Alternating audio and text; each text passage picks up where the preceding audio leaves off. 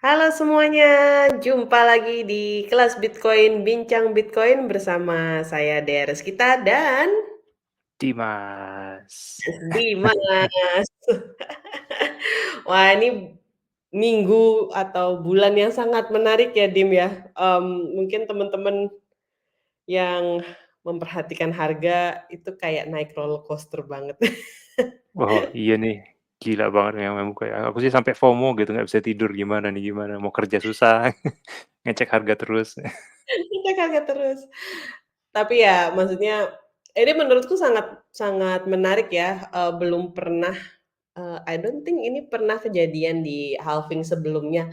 Karena kalau dulu halving-halving kalau kita lihat dengan pattern yang di, periode halving sebelumnya, biasanya sebelum halving ini ya harganya, rendah-rendah aja. Nah, ini kita dalam waktu kurang dari 1 bulan halving, kita malah all time high, malah mencapai $73.000 kemarin. 1 miliar lebih ya. Jadi ini Sadis. Jadi aku malah berpikir ini kira-kira apakah kita akan mengikuti pattern yang sama atau, maksudnya kalau pattern yang sama kita lihat kan setiap halving harganya ya mungkin naik turun sedikit gitu kan, terus, setelah halving mulai mungkin 6 bulan sampai 1 tahun setelahnya itu kita bisa mencapai all time high. Kayak kemarin di tahun 2020 kita mulai sekitar angka di 8.000 terus dia naik kan ke harganya $67.000 kan itu dalam waktu setahun. Nah, ini kita belum halving aja udah all time high. Nah, jadi aku berpikir ini kira-kira, mmm, bakal semakin menggila atau pattern-nya ini malah break the pattern nih sekarang? Kalau aku lihat sih, ini pertama ya ETF tuh memang membantu. Jadi pertama kan ketika ketika kita terakhir ngobrol soal ETF, katanya banyak yang bilang, buy the rumor, sell the news, jadi malah turun harganya. Tapi kemudian kalau kita perhatikan juga, aku berani baca-baca sih, jadi ternyata tuh, permintaan untuk ETF itu tuh, sekitar 10 sampai 12 kali dari produksi hariannya Bitcoin gitu. Produksi produksi harian Bitcoin itu kan sekarang cuma 900, Bitcoin per hari ini produksi, tapi demand-nya 10 kalinya gitu, dan itu Mmm, kan gila banget ini gitu, makanya naik dan, alih-alih kalau misalnya kita ngikutin hukum permintaan dan penawaran, ketika permintaan naik kan biasanya, jumlah barang ditambah gitu, tapi malah nanti April ini kan malah dipotong setengah gitu. Jadi menurut aku sih, tren ini akan terus naik, tapi kemudian ada beberapa faktor lain sih sepertinya ini kan Bitcoin udah masuk ke ranah, TradFi ya, traditional finance gitu, dan biasanya tiap kuartal tuh pasti ada, portofolio, rebalancing gitu. Jadi kalau ketika kemarin udah naik banyak begitu, akan ada ya orang-orang, finance manager akan ngambil profit dan juga akan balancing, portofolio mereka. Makanya kalau di minggu ini kita lihat, setelah dia mencapai 73.000 dia turun ya ke 63.000 sempat ya kalau nggak salah ya. Sekarang udah di 61 level ya, kalau nggak salah. 61 malah ya, dan sekarang udah naik lagi kan dari 67 gitu. Jadi menurut aku nih sehat, koreksinya sehat. Jadi walaupun kalian beli di 73.000 karena kalian, FOMO, kayaknya trennya malah ke depan. Itu yang pertama. Kedua, menurut aku nih, semuanya jadi lebih ke dipercepat gitu akselerasi. Mungkin kita nggak pakai 1 tahun lagi mungkin, maksimalnya mungkin akhir tahun udah puncak gitu dan Januari udah bear market gitu, bisa jadi, I don't know gitu kan.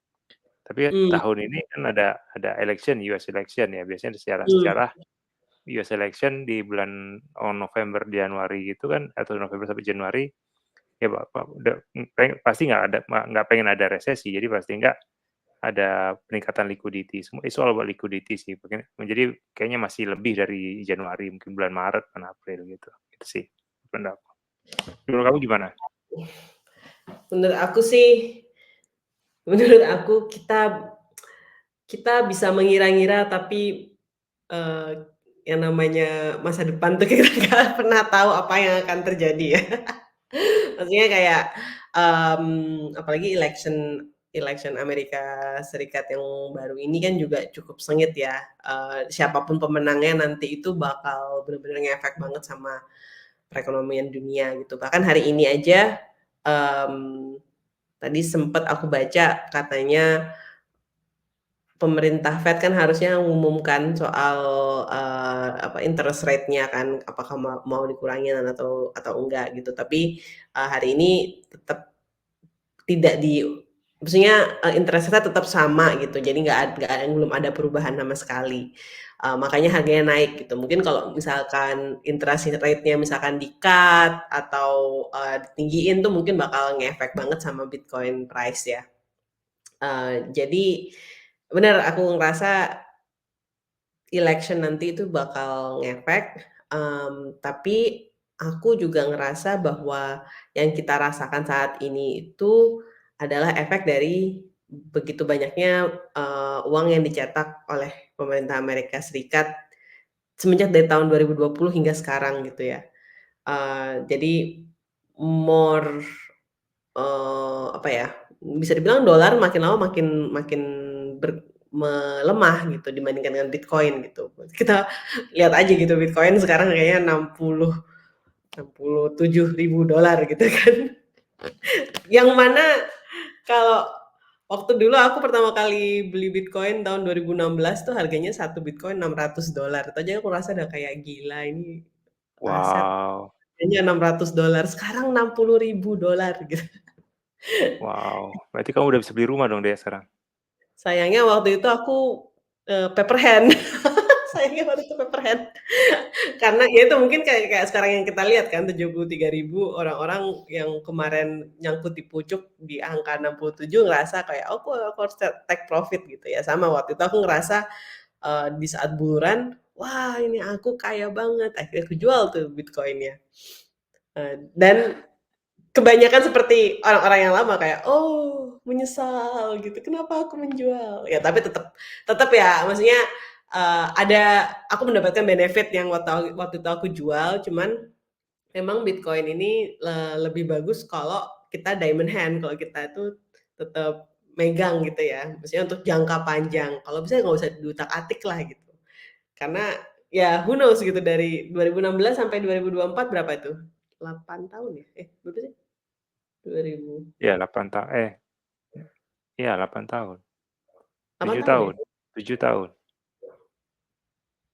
8 tahun 2016 8 tahun ya? 8 tahun, 8 wow. tahun ya, 8 tahun, kayak kalau misalkan tidak dijual ya kan itu berapa kali lipat itu.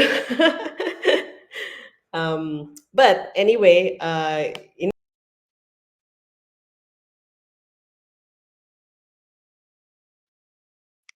Sepertinya dia, apa namanya, ke-mute ya, ke-kick. aku Kita ke-kick. tunggu aja sebentar. Oke, sorry, salah pencet tadi.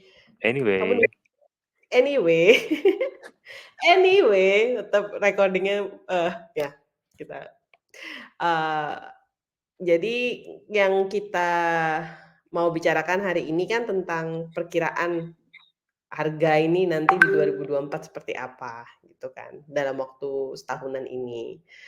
Mmm, tadi Dimas sempat bilang kalau, dengan adanya ETF nih, 9 yang namanya supply Bitcoin yang cuma 900 Bitcoin per hari aja, yang mau beli itu demand-nya lebih tinggi daripada, supply harian. Sedangkan nanti mulai bulan April bukan lagi 900 Bitcoin tapi menjadinya 450 ya, dibagi setengah kan jadinya.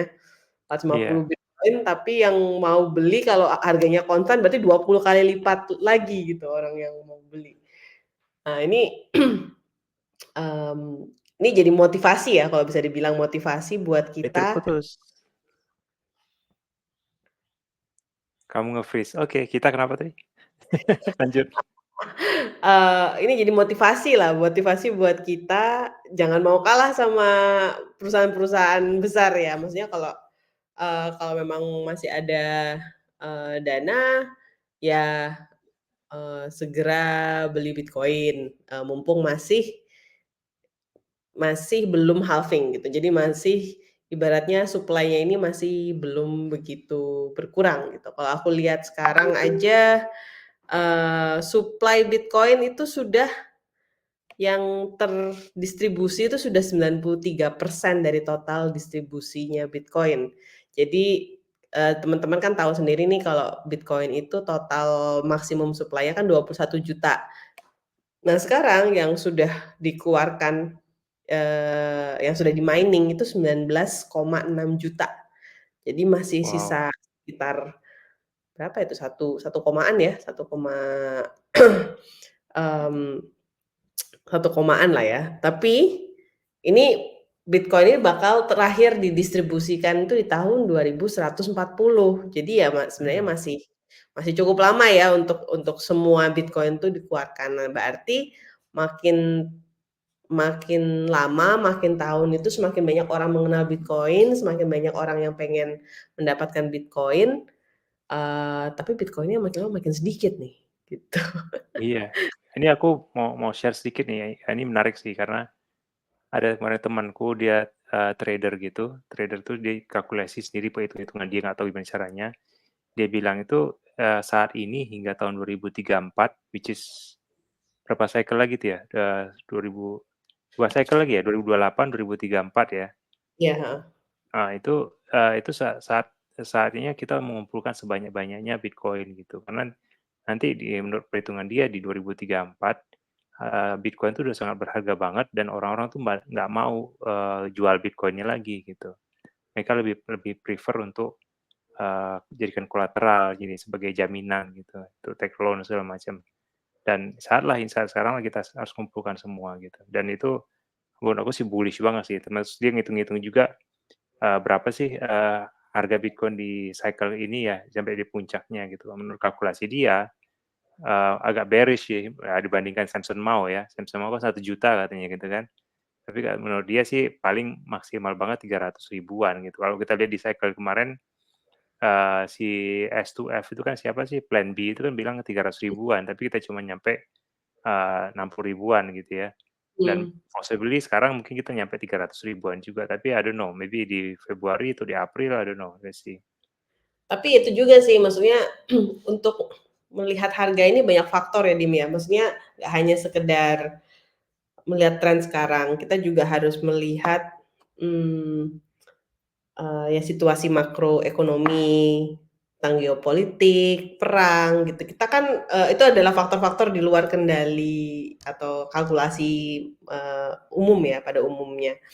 Maksudnya, eee,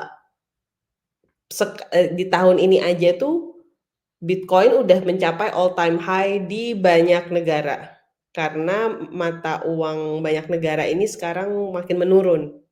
Nah, yang aku takutkan adalah kalau misalkan, mata uang American dollar makin melemah, bisa jadi ramalannya si Samson Mau malah, kejadian gitu. Maksudnya, kalau tiba-tiba nih, ya knock knock on the wood ya, kalau misalkan, eee, di Amerika Serikat ternyata hyperinflation gitu kan, kita kan nggak pernah tahu tuh, apakah itu akan bakal itu pasti ngefek banget sama harga Bitcoin gitu kan.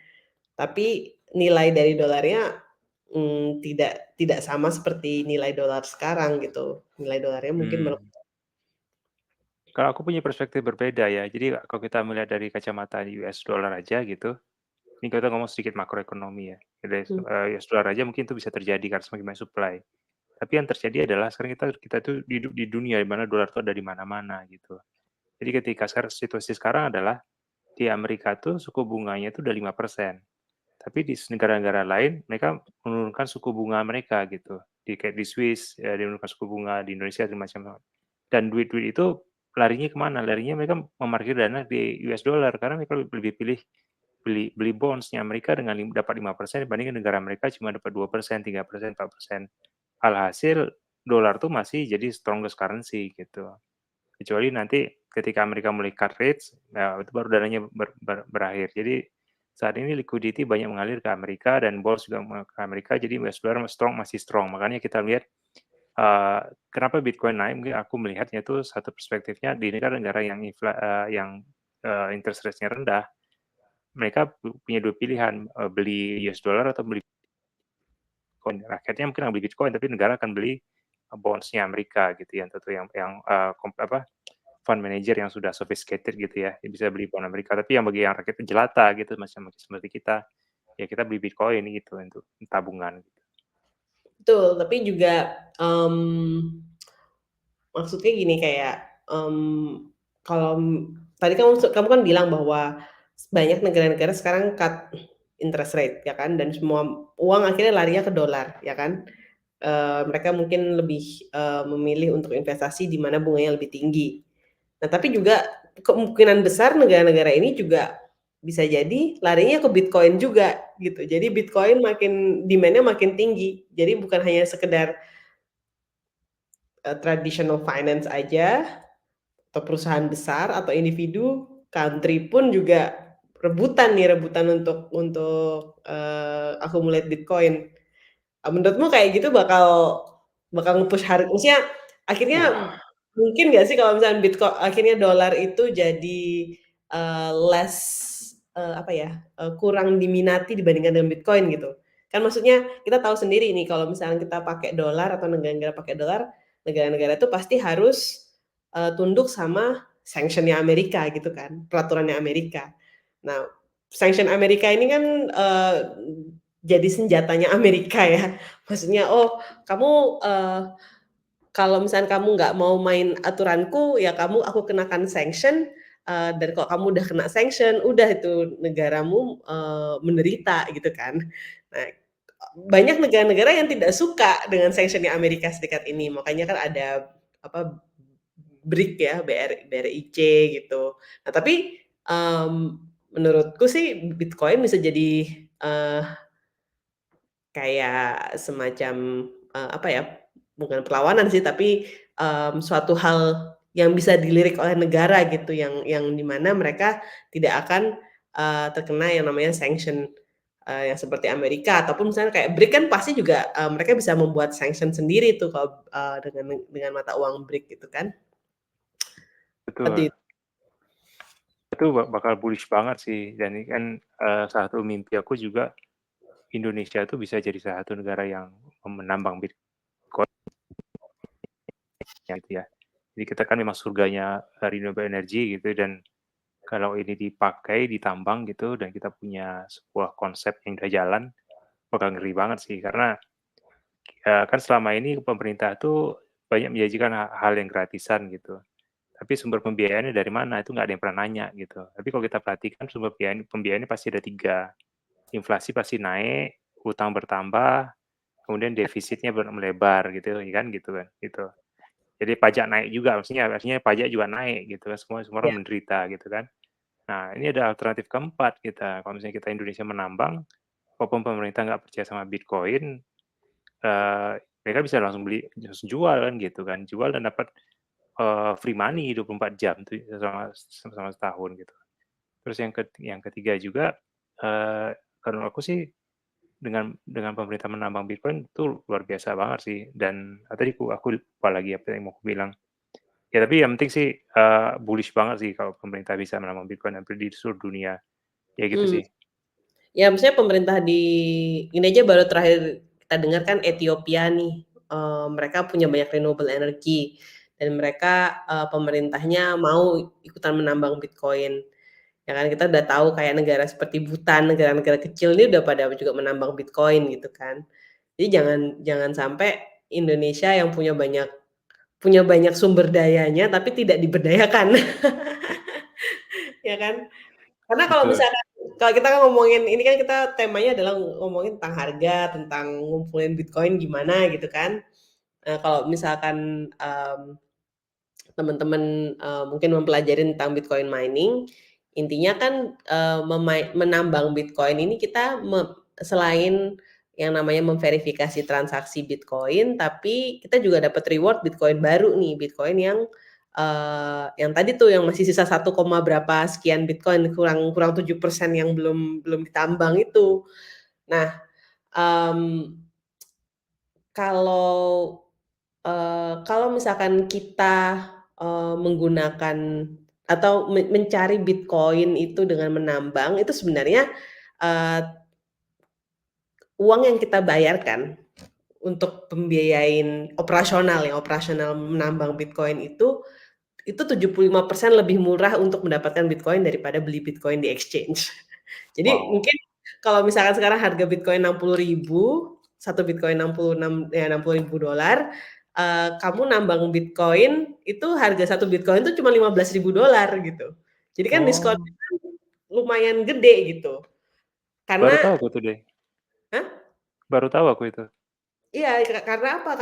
Karena yang sebenarnya kan menambang Bitcoin itu kan cuman kamu perlu listrik, kamu perlu internet, dan kamu punya mesinnya gitu kan.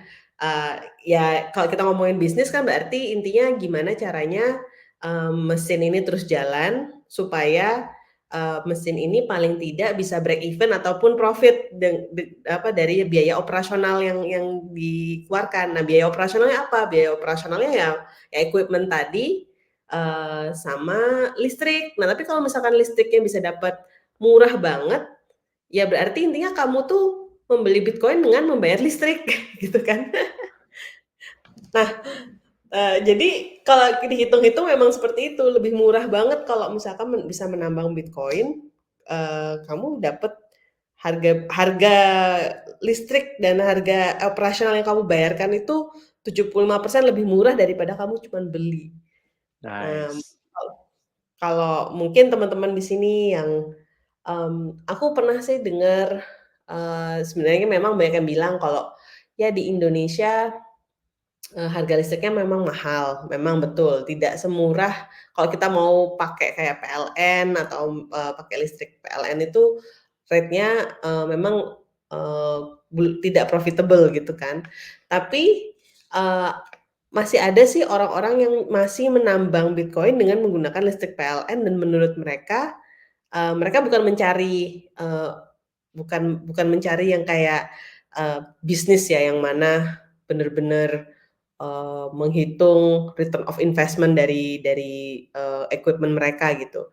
Ini mereka orang-orang yang menambang, bisa bilang hobis dengan menggunakan PLN ini memang fokusnya adalah mau mendapatkan Bitcoin dengan harga murah, dengan cara membayar listrik saja gitu.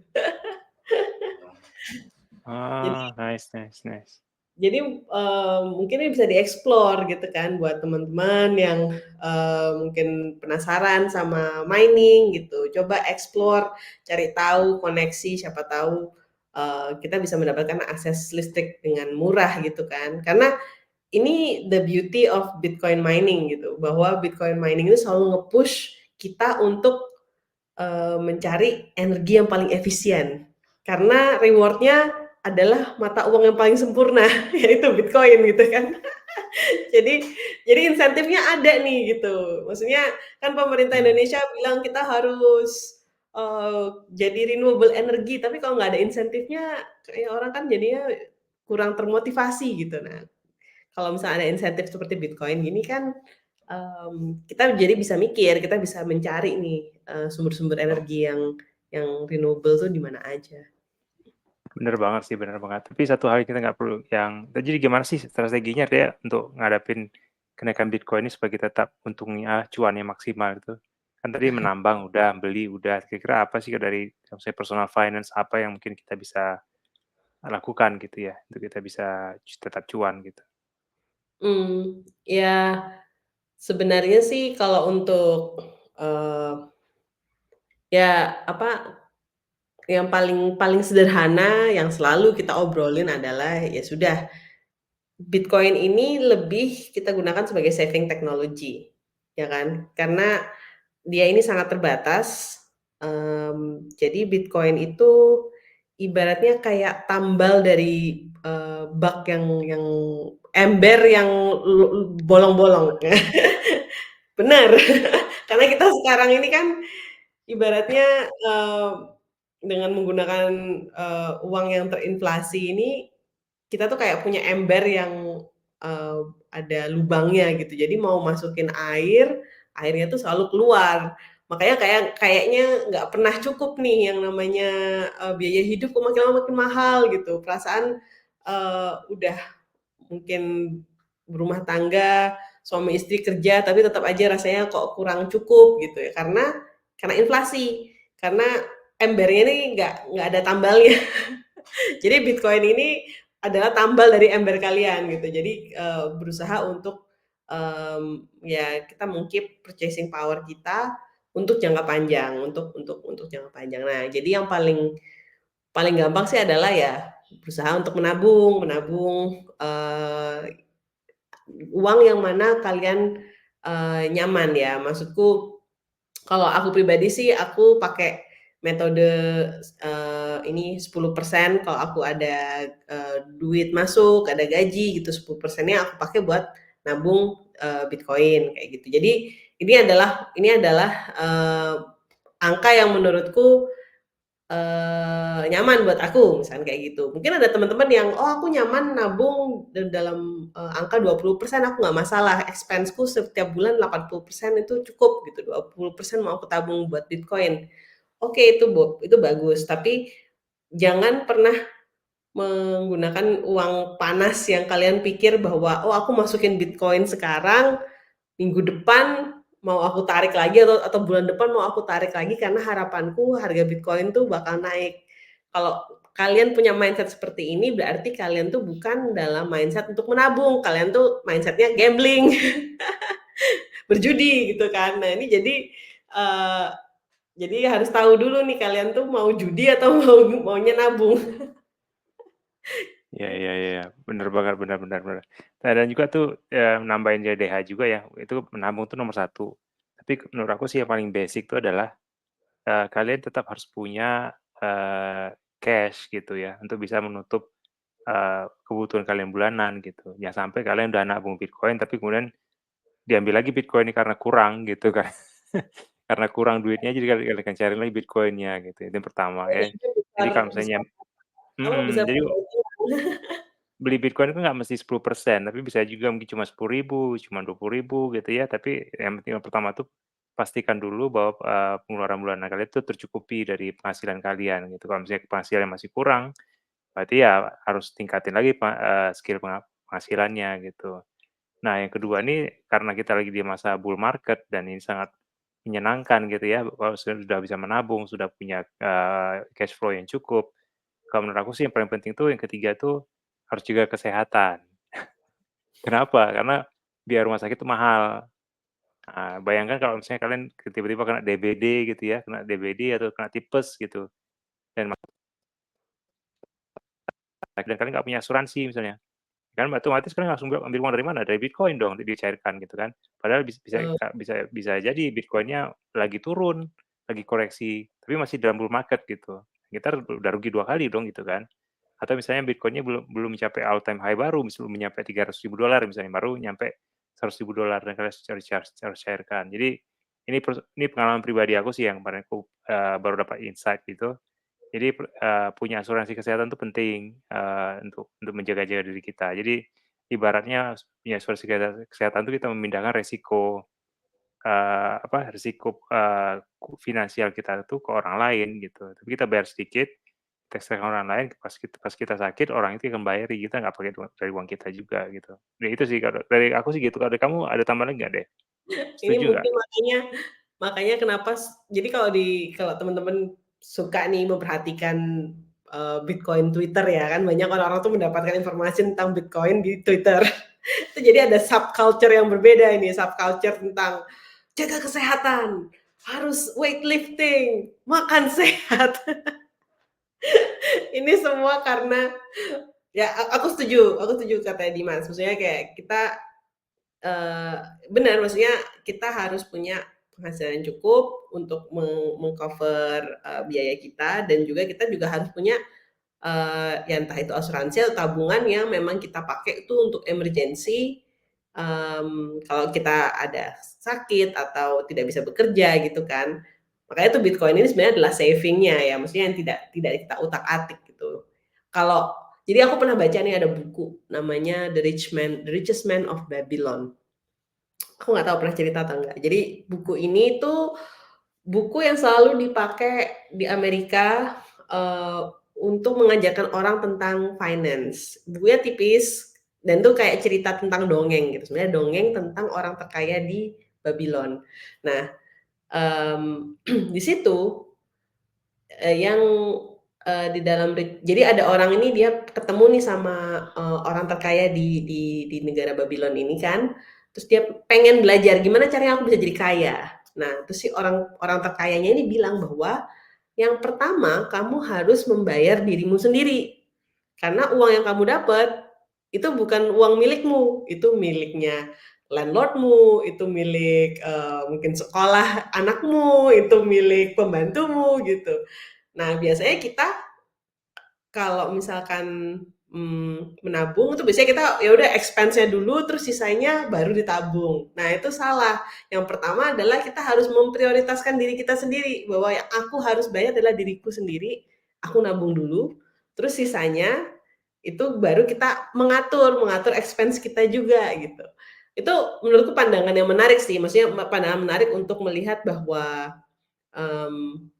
appreciating ourselves first ya, maksudnya untuk menjaga secara energetically itu kayak kita kita menghargai diri kita sendiri dulu sebelum kita share uang ini, energi ini ke orang-orang lain kayak gitu sih.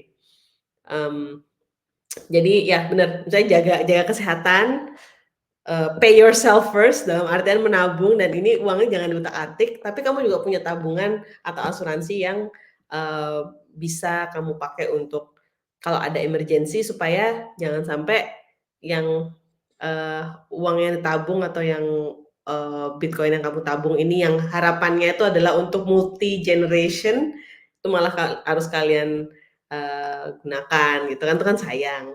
Tapi ya tiap orang pasti punya kebutuhan dan ya kebutuhan masing-masing mmm, dan ini merupakan salah satu gunanya Bitcoin juga gitu. Maksudku kalau memang ternyata harus dipakai, ya memang sayang tapi that's the point, that's the purpose gitu kan. Iya.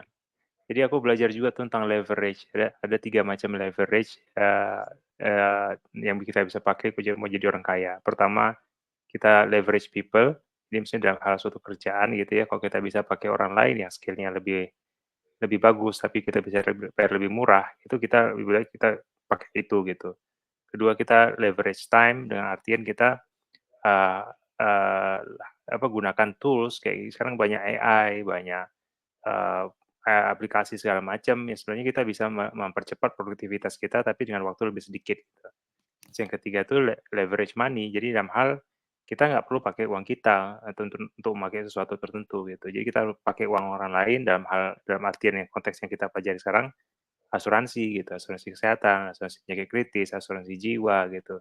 Itu kita pada dasarnya kita memakai, memakai uang orang lain gitu. Walaupun kita tiap bulan kontribusi ya, jumlah kecil, tapi kita efeknya kan besar. Jadi ibaratnya kita punya jungkat-jungkit gitu ya, jungkat-jungkitnya tongkatnya panjang, kita taruh uang sedikit, tapi kita bisa ngangkat bumi misalnya gitu, ya gitu sih. Jadi 3 leverage itu teman-teman semua harus punya, leverage people, leverage, time, kemudian leverage money gitu, how to leverage, how to use leverage. Jadi kan kalau misalnya tiga-tiganya udah terkuasai, teman-teman bisa financial freedom lah. Makanya kalau kita lihat perusahaan-perusahaan kan mereka banyak meng-hire orang gitu, karena mereka Mhm, karena si bos-bosnya kan nggak bisa ngerjain semua sendirian gitu, gitu sih. betul. Betul banget tuh. Jadi ya intinya adalah yang untuk mau investasi Bitcoin, nabung Bitcoin, PR tuh juga banyak. Salah satu PR-nya adalah belajar tentang financial, personal financial ya, managing your own finance gitu. Karena, Iya, mmm, karena kalau misalnya kita belajar tentang Bitcoin tuh kita belajar tentang uang gitu dan uang itu adalah salah satu ya aspek paling penting gitu dalam kehidupan manusia ya, nggak bisa dipungkiri gitu. Itu adalah how we exchange our energy gitu. Jadi ya teman-teman juga harus belajar nih gimana me-manage uang, gimana, mmm, ya maksudnya, mau investasi yang seperti apa. Karena yang paling penting adalah mindset-nya adalah bahwa Bitcoin ini gunanya memang untuk saving, untuk, karena ini adalah mata uang, eee, digital yang terdesentralisasi dan nggak bisa disensor dan, kamu bisa gunakan ini kapan saja dan sangat liquid, ya kan, ini aset yang sangat perfect. Jadi kita harus mempelajari banget nih, tentang gimana sih cara me-manage Bitcoin itu juga gitu kan kalau kita ngomongin uang.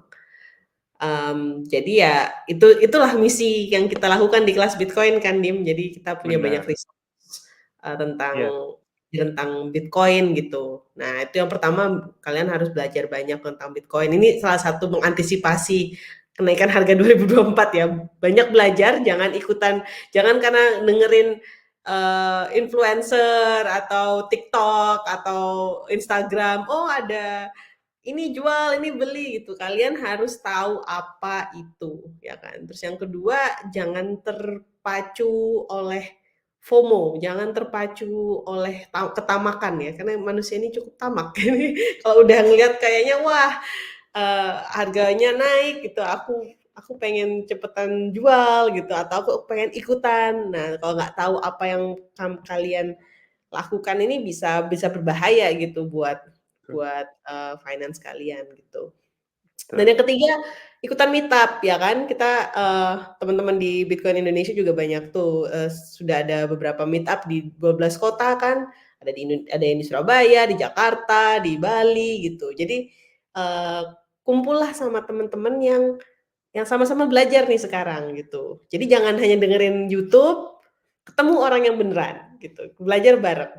Karena karena Baik. ini, Bitcoin itu adalah community gitu. Jadi kita Mhm.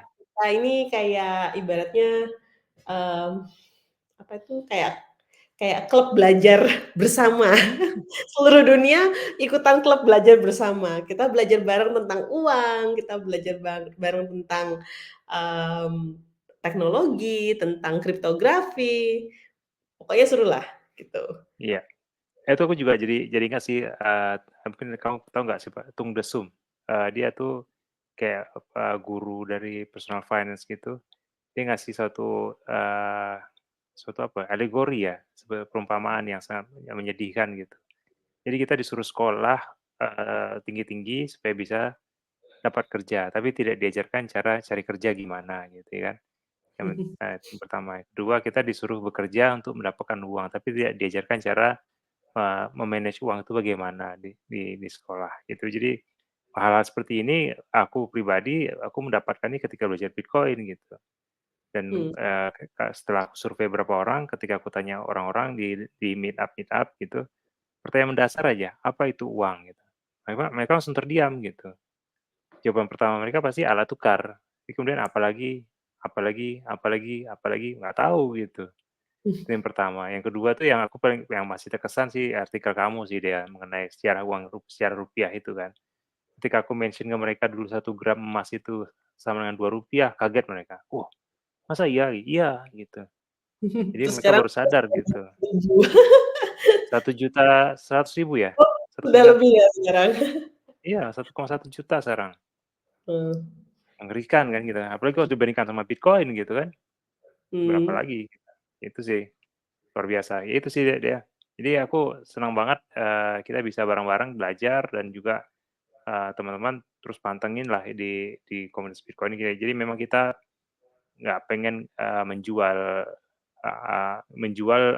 aset ini tanpa dengan ya seperti influencer lain, kita lebih memberikan pengetahuan, background story-nya gimana gitu, knowledge-nya gimana, tanpa kita merendahkan orang lain gitu. Ya itu sih. betul. Jadi, thank you banget nih, kayaknya ini adalah salah satu closing ya buat closing statement kita bahwa terus belajar, gunakan waktu ini 2 hal, nabung Bitcoin secara rutin dan belajar secara rutin. Dan banyak resource di luar sana, termasuk kelas Bitcoin, ada Bitcoin Indonesia, ada Coin Veritas, ada macam-macam lah, ada banyak meetup ya kan. Jadi, terus pantengin dan, kalau ada pertanyaan mungkin nanti bisa juga tanya di komen atau ikutan di, kelasbitcoin.com atau juga di Instagram kita kelas Bitcoin. Dan Dimas Nice. ada closing statement? Oh dari aku ya thank you Kak, teman-teman udah mau dengerin dan ikutin kita selama 40 menit, udah setengah jam ya, setengah jam 40 menit dan, semoga ada manfaat dan, yang bisa didapat dari sini. Kemudian, juga bagi teman-teman karena di bulan puasa, bagi yang menjalankan selama menjalankan bulan puasanya dan semoga kita semua mencapai takwa. Terlalu ini ya, terlalu agamais ya. Oke, apa, keep stacking, stay humble, kalau aku selalu bilang ya, kalau tagline aku, "Stay humble, stack sats," kemudian kalau stay healthy, stack sats. Bedanya nggak sats Set. dengan sats ya, ya. Ya, oke, jaga kesehatan teman-teman. Assalamualaikum, dadah. Dadah, thank you.